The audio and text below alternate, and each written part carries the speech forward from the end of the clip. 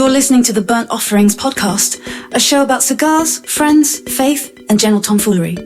Do not take these guys too seriously. Now grab a stick, settle in, and let's set fire to foot. This is Burnt Offerings.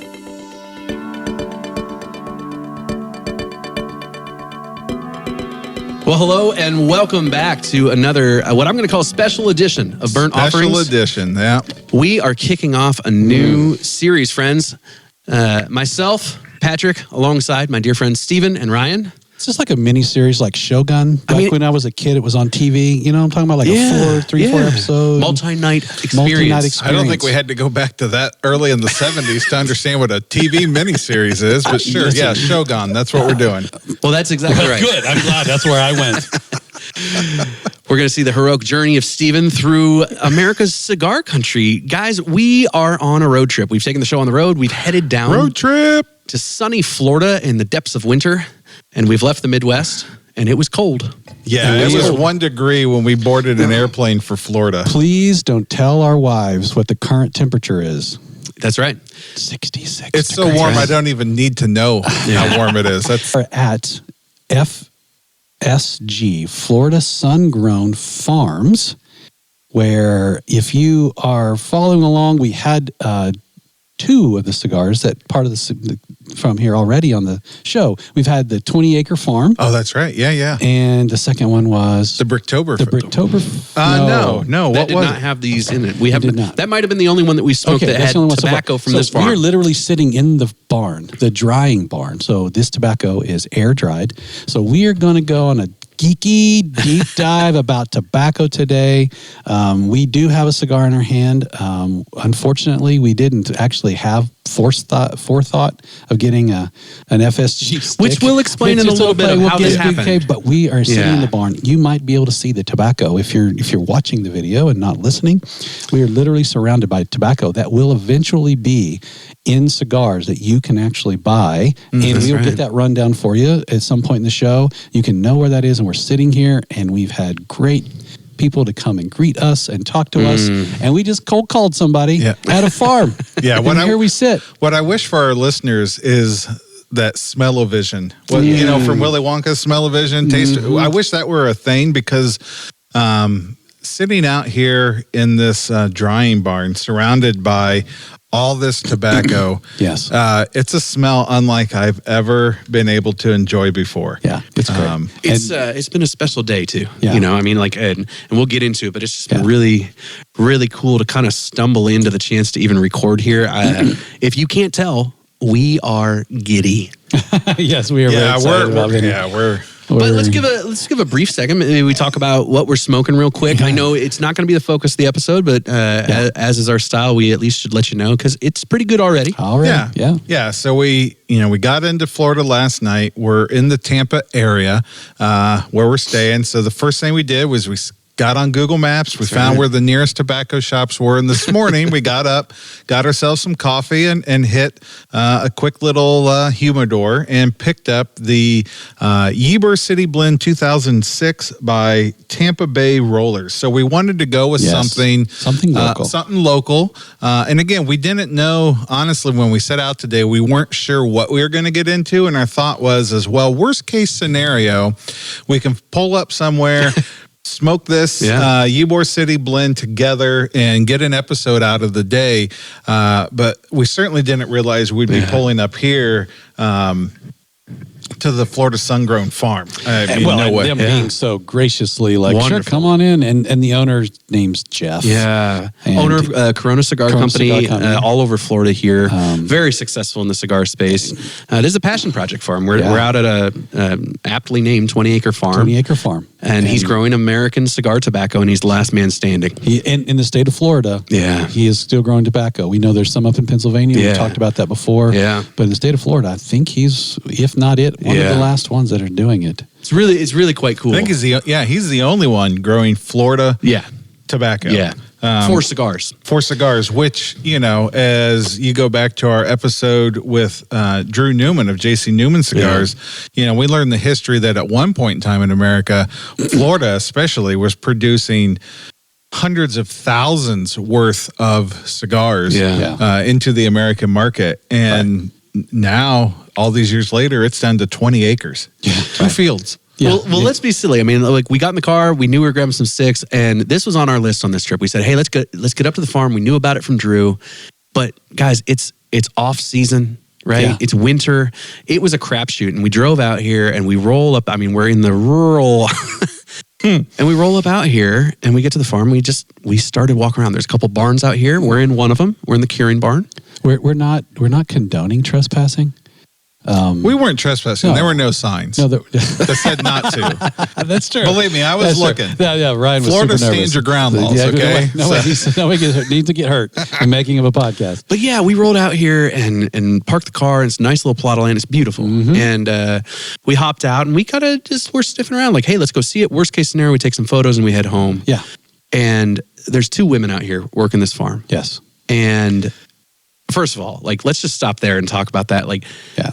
There are 2 women effectively running this portion of the business for Jeff, and like they know their stuff. Jen and Amber came out with our new friends. Our new friends, and they educated us as often as long as we would listen to what they know about when they're harvesting, when they're growing, how they're growing, when they're starting, where their seedlings are coming from. How do they have? Maybe you can see over Patrick's shoulder. There are.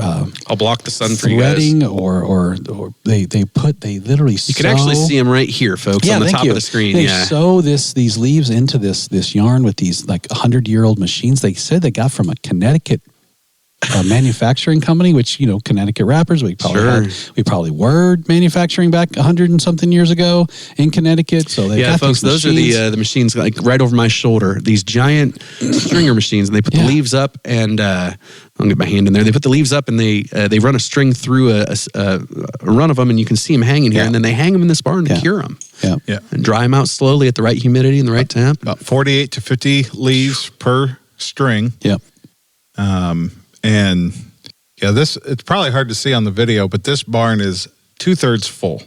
Yeah. It's not all the way full. There's some space over there. But it's not all the way and full. Plenty overhead is the excess. Like, hey, if both sides get filled, they do this. But Stephen, Ryan and I wandered around a little bit. We did some setting up, but you geeked out. And so tell us about some of like what you learned.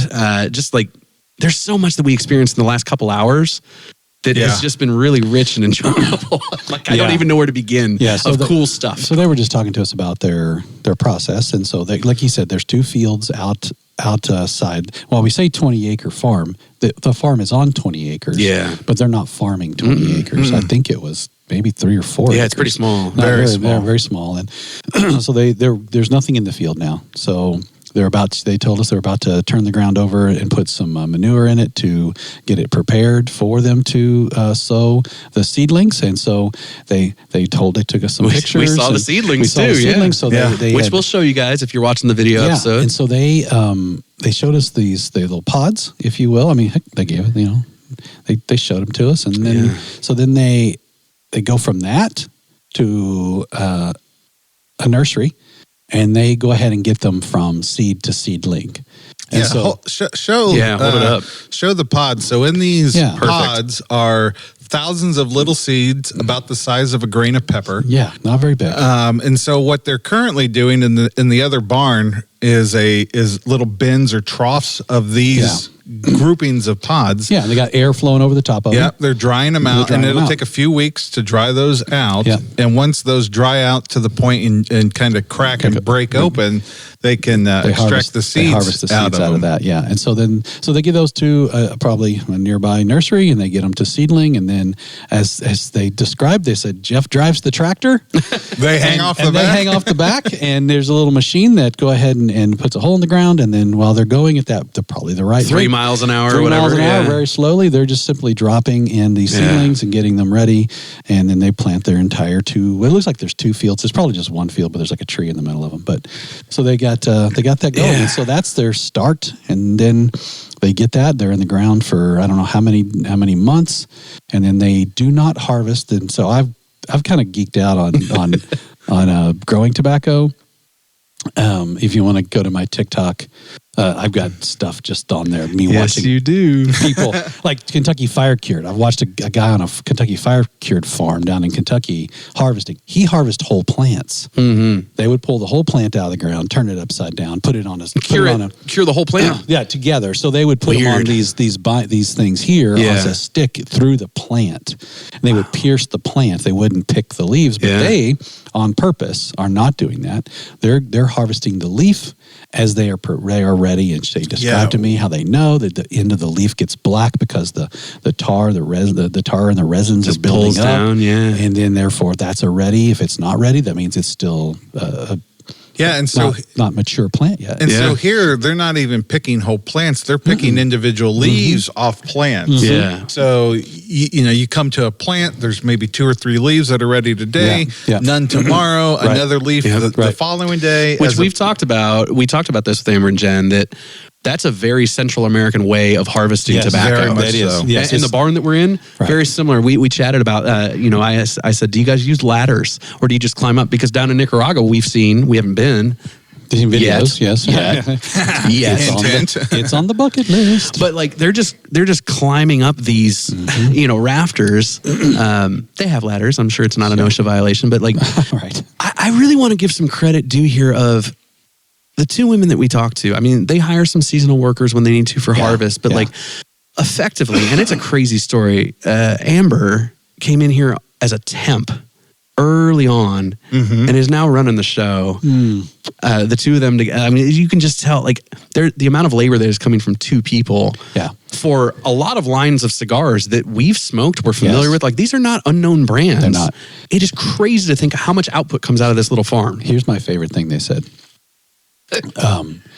They said, of course we have women caring for this farm because we're doing it the way we're doing it. We need to nurture this stuff. Yeah. And it's just more, it's kind of built into who they are. Yeah, It's just women, people, women right? care more. Women care more, right? And so they're not churning out acres and acres and acres and acres, and they're just cranking out just monster fields and pulling whole plants. They're curating individual leaves, and they told me that they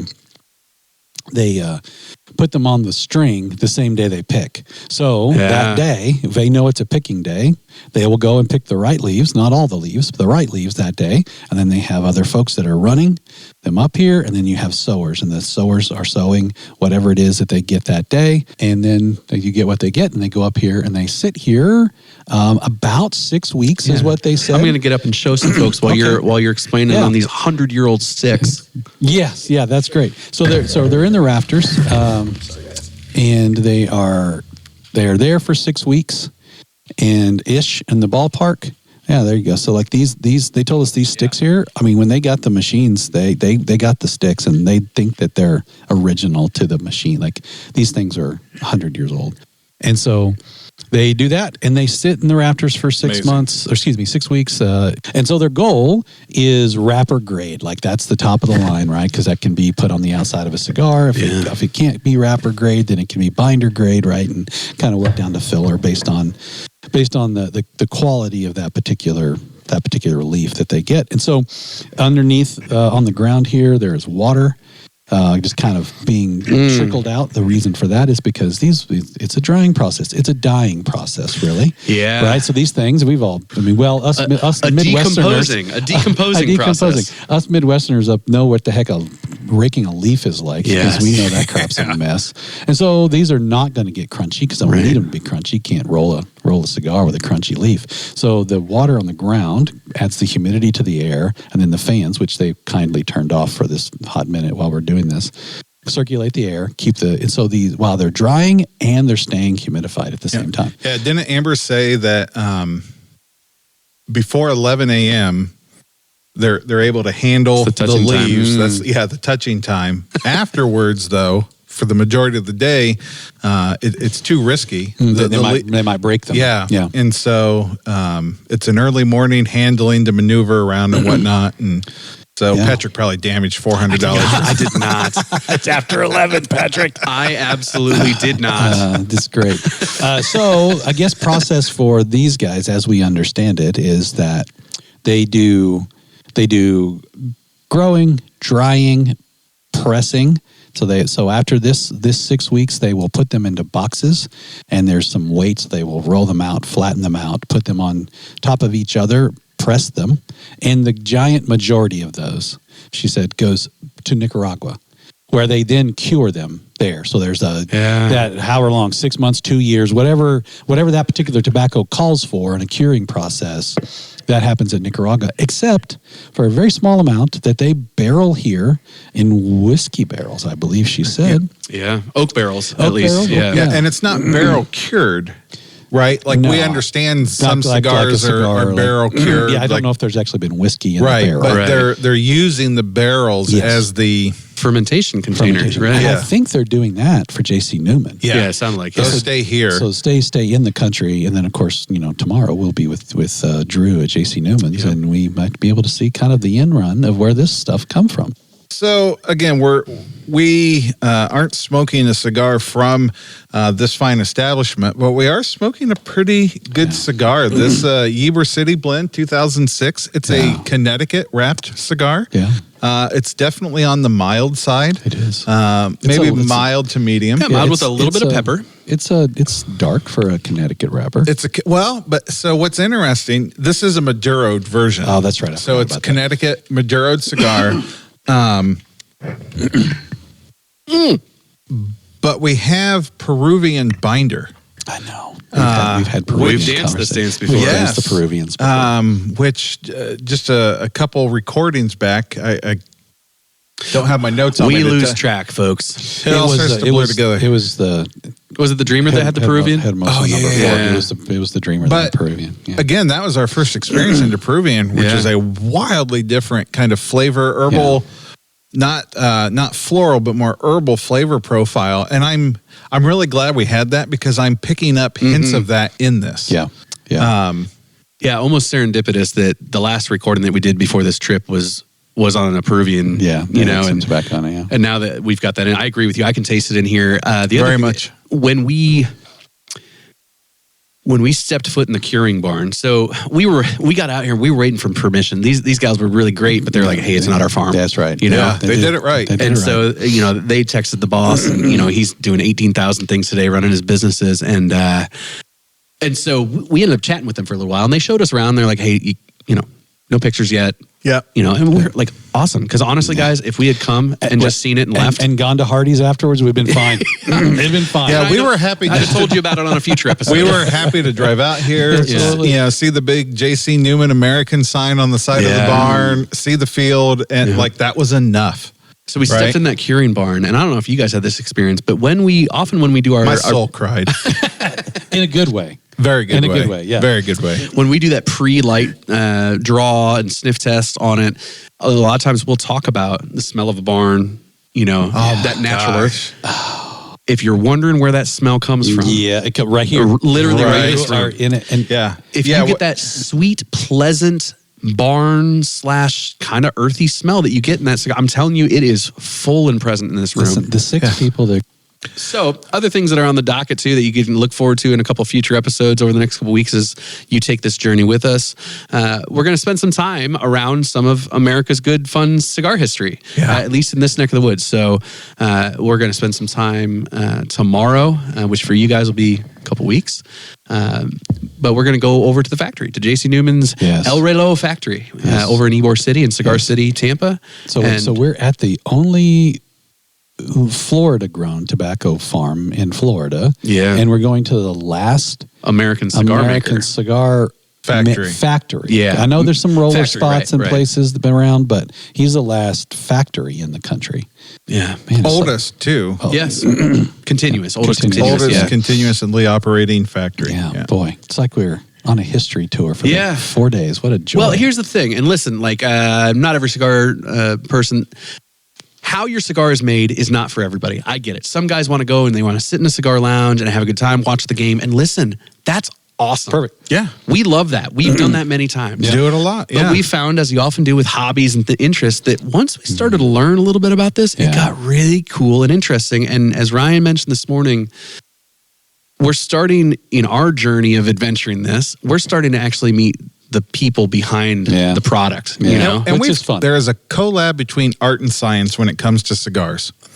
And again, you can kind of disregard that or ignore that or not really care about it. But if you do pause and start to think about we've said it, how did somebody think to take that leaf and that leaf and that leaf, roll them together, light them on fire, and then draw it into their mouth? Right. And for me, it's actually earlier than that. How did somebody think, I'm going to take the leaf off, I'm going to dry it? I'm sure trial and error. Dry. Starting off, we're going to put in a pipe, right? So we're going to dry it, crush it, and smoke it. Right. But there is large amounts of science happening here, right alongside large amounts of just art. When you're in this creation moment as a person hundreds of years ago, you're consuming tobacco because it's got medicinal reasons. There's other things that were used for and ceremonial reasons. And so therefore, I'm still using all those same reasons. Medicinal. Ceremonial. Yeah, I agree with that. How about relational? Yes. How about emotional for you? Is it emotional? On the right days? I had an emotional moment when they rolled that barn door open. Listen, joke. So one of Ryan's favorite cigars is the American. Yeah, by J.C. Newman. By J.C. Newman. There's an American symbol on the outside of this barn. So it's got the logo from the band. Yeah. This farm grows the wrapper for the American cigar. Yes. So the tobacco you're seeing over our shoulders here, at some point, some of it will end up in an American. So if you ever buy a J.C. Newman American stick, you are smoking this tobacco. Yeah. So you get the wrapper from here. I think they've got Pennsylvania. Yeah, Pennsylvania, Connecticut. That's coming from up there. Yeah. And It's all American tobacco, and the wrapper you're looking at it right now, and it's currently drying form. Yeah. Which is, again, just amazing. I've smoked cigars for over 20 years, and certainly 20 years ago, I was nowhere near this invested. I just was more about, well, what do I like? Why do I like it? But that second question, why do I like it? Yeah. Started me down. That journey, And I'm wired in such a way that you can ask my wife. There's never been a hobby that I've gotten into that I don't slow roll into a hobby. No, you're in over head for head. And bro, you're 20 plus years deep now. Credit card debt into a hobby before I've ever cracked the first moment. I remember I used to do frisbee golf years ago. I love this about you. I didn't go out and just buy like a putter and a driver. I went out and bought a bag. They have putters and drivers in frisbee golf and mid range and that's so good. I had an app on my phone to track. I went in like a couple $100 deep before I ever threw a disc at a basket. Wait, I know we're not a frisbee golf podcast. Boy, let's not become that. I don't think I'm in for that. This is not the education I thought I was going to get on this farm today, but I'm going to follow it down. You're telling me that they have different weighted frisbee golf discs that you use for different purposes? Not only are they weighted, they're shaped different because some are meant to go out long and straight and break at the end. Some break early and straighten back out. And some are mid-range drivers. Some are long-range drivers. There's putters. There's short approach. Do they it's like cost golf clubs? Do they cost more money? Because you can buy like $1,000 putter, man. It's not that kind of money, but you could go out. Again, going back to I don't know if it's still the same now because frisbee golf isn't as big of a thing, but my first set was a 3-piece set from Walmart for like $25.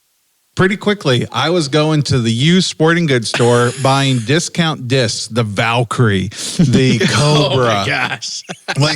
There's actually a Cobra golf club from by the Innova, and all these names, right, of Discraft and all these things, and spending $20-$30 on a disc because I thought, well, I'm into it now. If I could, I'm gonna do it right. I'm gonna do it right. I know the feeling. And I would sit at home and do watch research. And this is what I've done with cigars for over 20 years, so right? You're wondering while you're listening to this how we ended up in a barn in Florida. Here's how. Ryan always in over his head on a hobby, and he found a friend in Patrick who's not afraid to ask anybody anything. That's true. Boom. Here we are. Boom, here we are. Sitting in a barn. And Stephen, you're our driver for the week. Right. Yeah. You're along for the ride. I'm here for the ride. Because you are the ride. I am the drive. Just so I'm clear, though, I feel like you're shifting my expectations. When I see a TikTok video of an amazing frisbee golf shot, I have always assumed that they are doing those shots with like the whammo frisbee that I can buy. No. You know what I'm saying? And now I feel like a little vindicated of like, oh, I'm not that bad. They're using a different tool. Well, but you like, probably like still in, suck at it. Oh, I yeah, do like suck. in real golf, Yeah. right? Yeah, I suck. Clubs do matter. At some level, If you're a golfer like me, I think I've golfed. I've not even golfed a dozen times in my I life. was at all 6 of them. You weren't at my very first Okay, one. My okay. dad was at that one. We Okay. didn't make the first 9 holes because I lost the bread sack of balls that he had given me before we finished the front 9. And he's like, "We're done. We're going home." I'm out of balls. Jerry, I know you're listening, Jerry. I love that you gave him a bread sack Yeah. to carry his golf balls. Don't put them in your bag. Just roop them around a club. Just carry them like you were a hobo walking down the middle of a golf course. I love that Jerry was like, that was all my golf balls. That's all I got. That lousy son of mine lost every one of my stupid golf balls. We maybe made 7 holes. I don't even know. I just know it was a cold, miserable walk back to the car. But anyway, on the Florida Sungrown website. Go ahead and say that out loud. We can tell people that website. What is it? Yeah, that's right. Well, this will be a shocker. FloridaSungrown.com. Okay, really stretched it out there. Okay. Yeah, FloridaSungrown.com. And you look up their list of cigars. Right at the tippy top, The American by J.C. Newman Cigars. One of my, if not maybe my, definitely my current fave. Okay. It's a top 3 for Okay, sure. good. The FSG by Drew Estate Cigars. So for Sungrown, that's Yep. what FSG. The Davidoff Corona Cigar Company 20th Anniversary FSG cigar. What is Which, that? that's a mouthful. That's a $30 stick. I know there's not a price on the website. Minimum. Exactly. Minimum. Ask for $30. market price. That's right. The Corona Nicaraguan 20th Anniversary Florida Sungrown cigar. Wait, Corona is in his cigar shop, Coronas, Yeah. I wonder? Okay. Sure. I believe so, Okay. from the looks of things. Intensia cigars, Tensia. which I've never heard of, Okay. but it's a Corona's Intensia. Okay. Full flavored, full bodied cigars. So sounds like something I would love. Can I just say the Florida's price on cigars? Well, let's talk about is that. beaten- Well, it's not California prices. Well, it's not Ohio prices. Yeah, so let's either. do some comparisons. We went into the humidor just at Norman's Liquor, right? Decent little walk-in Yeah, humidor. a cigar room that was called, Yeah, it it was wasn't walk-in like humi. it wasn't a tabletop or a little cabinet rack on the counter. It was a full-on walk-in humidor, 2 sides. And selection was strong, right? Don Pepin, there were My Fathers, Yes. E.P. Carrillo, Yeah. Carrillo Perez, a lot of Ybor City. Punch, Ybor City, Tampa. Tampa, oh my gosh. West Tampa. Every Yeah. other large name. Drew Estate. Yeah. He had it all. Fuente. Had it all. I mean, they had it all. And the Padrones prices were... Let's give Norman a shout out because he's got the man Yeah. on the 31st coming to town. Dude, Ric Flair. Ric Flair is going to come in and sign some bottles for you. If you need to Man. come up here in Florida, you can make it down to Norman's. And This episode won't even be live in time. Pete's, yeah, well, you'll miss the Nature Boy. That's right. Well, unfortunately for you, unless you live here. Yeah, pretty cool store. But what blew our mind, right? So we're up in Ohio. We're in the Midwest. We feel like, we can get our hands on some decent prices. We talk a lot on the show about ordering online because of price, yeah. Well, we found some of those prices in person today. I mean, the My Father Blue, $12 there? $12. Which is pretty rare to see it in a humidor. Well, first of all, I have that a price hard time point. finding it online right now, Right. to be honest with you. Yeah. And so at 12, you probably get it for 8.5 to 10 online in a pack. Well, here's the one that caught my eye. Okay. To where I knew we weren't in Kansas or Ohio anymore. Okay. It was the Padron Anniversary 1964 Yeah. for Toro size for $15. Yeah. Add $10 Yes. minimum back in Ohio. Add 20 in California. Oh, yeah. Yeah. In California, I'm not buying that. And our stick. Canadian listeners are like, oh, that's nice. You guys can get those cigars. Yeah. Sorry, Bunch of jerks. sorry, Canada. The one guy that we know in Canada is listening. What I want to Black and Milds. Back to the list just for a hot second. I've always bought cigars on price. the two that stick out to me that are easily accessible outside, because you said a lot of Corona stuff, which means you may have to go to Corona to get it. The American and the Drew Estate, the Drew Estates and the 20 Acre Farm. Those you can get probably, or at least you can get them online if you can't get them in your shop. So if you want to try this tobacco, those will be things you can get on. And then I'm sure you could go on Corona's website. Yeah, you And I'm can sure order and cigars stores from Corona's website too. and be able to get them straight from So them. please do. Go try these out, we right? Definitely highly recommend that. Yeah, it's captivating. And frankly, guys, you're supporting a business that's holding up a part of the industry, like Ryan said. So I'm not saying you have to buy every stick, but like give them a shot once, right? Like throw some business this way, keep this thing going, because it's really cool what they're building and trying to bring back into the industry here. And I'm thankful for it. I think I think that's worth supporting from time to time. Well, the ethos that Jeff is manufacturing here, creating here, is also shared by J.C. Newman Cigars. Yeah, right. It is that returning to our roots, that family heritage, that smaller, simpler, slower, and honestly, while I appreciate, now I wasn't a part of this, but I know about the cigar boom in the 90s. I think we're seeing a bit of a resurged cigar boom in our present day. But at the same time, it is that more handcrafted, traditional, smaller, slower, that really is the heart that gets us to where we can have cigar booms and boutique cigars, and that can live and exist right alongside the big players in the space. It's a pretty delicate ecosystem. Yeah. And because Jeff is successful in other places, it gives him the space to be able to do this. And he's got some capital that he can use to take on. To be able to do that. I love that there's multiple manufacturers who are taking this kind of stuff on and doing that, and it just kind of brings it back. And I know there's boutique everywhere, right? I'm sure if we were in another country, if we get to the Dominican or we get to the Nicaragua, I'm sure we could find some small places doing similar things, and versus the big guys who are doing big mass production. Because if we're not, we know we would be low on cigars, because there's a lot coming into this country. Right. Yeah. Let's shift our gears here a little bit and come back and talk about our Ybor City Blend. Yes.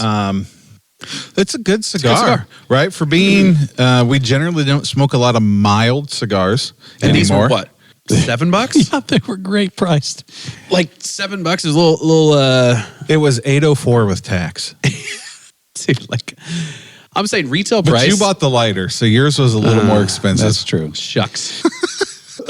Yeah, my Bic really set us over. That was $1.29 more. Yeah, it's mild bodied. I've got a little bit of interesting spice throughout the flavor. Yeah, there's a little it's not spice. Hot. Yeah. No, I do like it's probably the oiliness of the Maduro. I like the creaminess of it on my palate. I do like that. And so it is different in that way. And but yeah, it's not harsh. It's not, as you said this morning as we grabbed it. Oh, good. At 9 o'clock in the morning. 9 o'clock in the morning, because we waited till he opened. Oh, that'll be a good breakfast smoke. And it would be. It would be, but we didn't until this afternoon. Yeah, it would be, because it is a mild bodied cigar, but its flavor is relatively full flavored. Or at least mid flavored. Like there is some creaminess, a little bit of peppery spice, kind of hinted as an undertone, a little woodiness to it as well that I'm picking up on. And again, I'm expecting that now that I have a little bit more knowledge about what Peruvian binder is bringing to this cigar. So it's not... Anymore, I tend to stay away from a more mild cigar because it doesn't bring a lot of flavor to the table, oftentimes. But this one does. It does. And it's pretty nice. It's burning nice. It's smoking nice. I did look up their website, and one of the things they talked about on their website was basically the bragging about the ash construction. Yeah. Well, they weren't lying. I mean, the ash is holding tight and strong. It grips. Yeah. You can enjoy this product. You can enjoy a great cigar your entire life and never have to dig deeper than, that was just a really good cigar. That was a good cigar. I enjoyed that. But I'll tell you what. I'll buy one again. If you want to, there's a richer depth here. You know, just knowing where it came from. And, even what we talk about on the show, yes, knowing Nicaraguan tobacco brings a certain flavor, knowing Ecuadorian or Habano wrapper, all of those things help you unlock a little bit of what do I like about this? And what you find at the end of it is, it comes from the place, and it comes from the people of how they do the work. Yeah, and a million people, a million times, thousands of people, a million times have touched this so that you can enjoy it at $7.50. Right.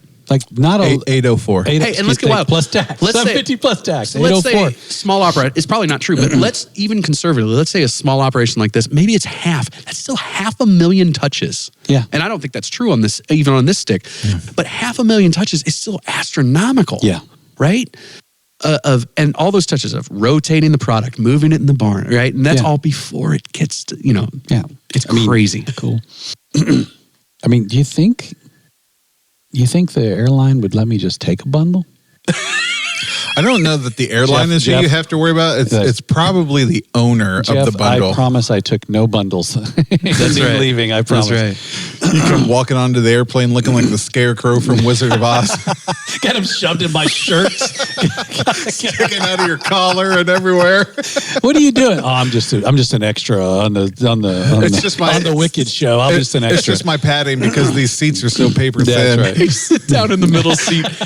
He flops his arms right on his knees, and there's just tobacco leaves coming out of the sleeves. Oh, that's so. I want to do that. Let me do that. If I only had a brain. Yeah. Fun fact: 4th grade, we did Wizard of Oz. I was the Scarecrow. Full circle. We're doing it now. That's awesome. We're going to the thrift store. We're going to get a flannel and some jeans. Some overalls. That's right. While away the hours. Nice felt hat. Smelling the flowers. You could still do the part? This part. This fall, Stephen will be reprising his role as the Scarecrow. If I only had a brain. But I'm about to burn my fingers. Yeah, you're there. And you guys are not far behind me, but you're close. Yeah, getting there. Do we want to put the cigar Let's to do bed it. and then maybe Let's put the episode to bed here? So We have so much more to share later. So We got to much put a more. lid on this. We haven't talked about it a lot. It has been mild, smooth, and creamy. Mm-hmm. And it has that oily wrapper for me, which is totally in my sweet spot. I've just thoroughly enjoyed this cigar. Yeah. It's the right size. It was what's the shape that we have? I can't remember. I'm going to look at the wrapper here. We had it was an Ybor pig. What they referred to it as. A little pigtail on the end. It was pigtail with a little probably snub about a Robusto. Nose. It was like, a Robusto size, but it was a little more bulbous in the middle. Yeah. So it wasn't a straight Robusto in that size. Perfect size. Yep. The flavors. And we grabbed it for this purpose. We knew, hey, we're going to be out on the road a little bit. Let's just have a stick in case something we kind of quick get an episode in. And it's been great for that. What surprised me is how it's been a really enjoyable smoke. And again, this is one of those ones that's $7. Well, yeah. At the store? And I always love, and I know I've said this before, it is worth saying again, when you're in a shop that isn't your home shop, do yourself a favor, try and find something that you cannot get back at home. Yeah. I've never seen this brand anywhere. Right. And I've been to shops all around the country. That's right. We've all traveled for work a ton. Yeah. I've never seen, I wouldn't say this is a Florida exclusive. It's probably more predominant here. Right. And well, I'm sure we'll see it in other shops we visit, but I'm so glad we took a gamble on, a good price stick. We could have put our hands on anything we've all had before. There was plenty of stuff in that. Oh, yeah. All the big dogs were there. Right. Yeah. We could have grabbed something we knew. And they were all really well priced. So that was the temptation of well, do we go with something that's an excellent cigar that we know the reputation of? Can I have the Flamingo? But I appreciate, Ryan, that you held true to your value there because it got us on something that we would probably not. I mean, maybe we buy a couple on the way out the door, on the way out the state, and go home, and we, maybe you can buy this on the internet. I don't know, but it was nice that we tried something. But even if you can, we wouldn't have likely stumbled into it and ordered it without a recommend or a review from somebody else. Yeah. So here's your review, folks. Yeah. It's good. It's really good. I'm going to. For me, it was nice and solid. I'm going to put a 7.5 on it. It was nice and solid. It wasn't the best thing I've ever had in my whole life, but it was strong. Yeah. I'd give it a 7. Okay. Yeah, I was actually in the exact same spot. Experientially, it's pretty up there for me. It's been a wonderful experience, good construction, great burn, and the environment. Guys, it's I'm looking. There's temperature gauges in there. It's 7 degrees in here. It's warmed up a little bit while we've been here. Yeah. The door's open, so the humidity's dropped a little bit, and that makes sense. There's a nice cool breeze just slow pulling through the barn here. Yeah. And I mean, I'm sitting in a tobacco barn.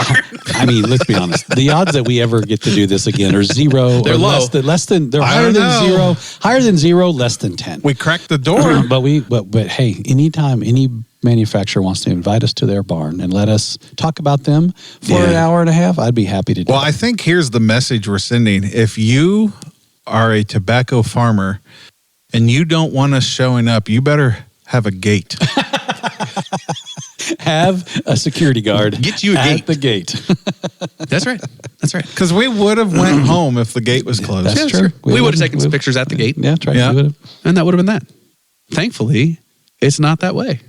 I know that to be true because I drove up to Augusta National when I was about 25. When I lived in Georgia, they have a gate. I bet they do. And there was a guy there, and I was not allowed on. I was like, "Can I just take some pictures?" Yeah, take your pictures. You can't leave past this gate. I'm like, Yeah, well, when I was about the same age, I drove up to a gate that had a big number 23 on the "Oh, front. come on now."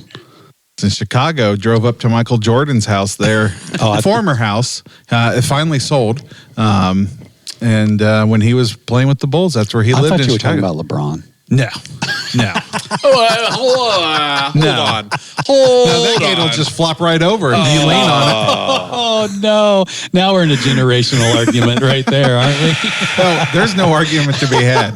Yes, there is. I went to the goat's house. Oh yes, you did. You and I are on the same page on that. But Yeah. I know our brother. 'Cause we're down old there- enough to be Yeah, right. We're all enough to know better. We ought to know better. It's not a hill I'm willing to die on. Good, because you will die. You will die. Listen, Oh my gosh. the reason I can't die on it is because Jordan is just so in his own stratosphere and too important to the game. Like, you can't take away his GOAT status.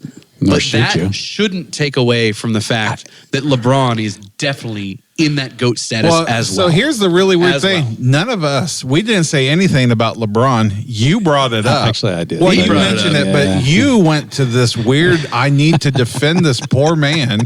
He's I wasn't fine. saying LeBron was or wasn't anything. I was just saying I was at Jordan's house and his gate was so far back from the house you couldn't see the house. You made an implication that no one touches Jordan's did status. Mr. Jordan actually come to the gate and No. say, "Please leave my property"? No, Unfortunate. you can't even get to. You can't see You the can't house see the from the house, gate. yeah. The gate's actually effective. All you get is the gate with the 2-3 on it, Yeah. and then you know That's you kind can- of what you want. You can go on Google Earth and see the rest of the property. Well, thank God today it just didn't have a gate with FSG on it. Yeah. And we just took a picture and Yeah. got home. This has been quite the journey. No, and we'll share, like, we've got pictures. It's very cool. And hopefully what'll be fun is I've got a personal hobby of some film photography too. And so that's been cool to be taking some kind of more artistic shots as we've been going to. And so I'll try and get those up and shared once those film, like cigars, takes a little while. So we got to develop it and get it back. There's a But curing process. that's right. Yeah. Well, this is 7.0. this has been a lot of fun. Again, listeners, if you get a chance to smoke anything coming out of the Florida Sun-Grown Farm, do yourself a favor, give it a burn. I'm sure you'll enjoy it. And as you're enjoying that cigar, know that this is a small. Think about Jen. Think about Amber, Yeah. and just know that they have lovingly, tenderly cared for the cigar that you're enjoying. I totally agree. And I want to put a disclaimer out here, but also a bit of a promo. Go check out Corona Cigar. If you're in Florida, especially, they have really cool lounges. The concept is it's a lounge. So they do full bar service. And so if that's up your alley, they also do espresso. Yeah. But the idea is that they intentionally pair all their drinks with cigar pairings in the lounge. And so we'll share some of that with you guys as we go, but go check them out. See if there's something you offer. If you're down here, stop in. Go into the Sand Lake store. Go into the Orlando store, the Tampa store. We're going to stop by the Sand Lake store, see Yes, our buddy we are. Cameron, who hooked us up with the Florida Sun-Growns originally on the That's show. right. Yeah. He's the manager over there. And so if you're down here, it's worth your stop. Let your wife go shopping for the afternoon when you're down here on vacation. Pick a rainy day. Or have her pick a stick. That's right. We'll sit down next to you. Yeah, Even I'm not better. going to be sexist, Patrick. Let your husband go shopping. I'm going to receive that and I'm going to work on myself. Please do. Yep. Please do. Yeah, have a cigar and think about what you said. I feel like I might just need to smoke another cigar to think about contemplate this. Yeah, that's fair. that's- I'll join you because I'm your friend. appreciate I'll you. join you in that moment of You'll sit in contemplation. the doghouse with him. Yeah, That's Well, yeah. That's I well mean, done. folks, we've got to go smoke another one. So to give us time for that, we're going to have to sign off on this delicious stick from the curing barn here at Florida Sun-Grown. Yeah. Thanks for hanging out with us. Thanks for hanging out with us online at our Reddit page, Burn Offerings on Reddit, and YouTube and TikTok as well, Burn Offerings Podcast. You can find us there. And we look forward to hearing about maybe one of your favorite fun little cigar finds that you wandered into. And last shout out to Jeff. Thank you for your thanks, hospitality. Jeff. Well done. Very much. Thank you. All right. Hey, listen, don't show up at the farm on your own. Don't do what we did. They're trying to do a beautiful thing out here. They're working hard. We imposed ourselves. Please don't do that to them. But if you do want to check out the farm, we'll give you a little promo for that front too.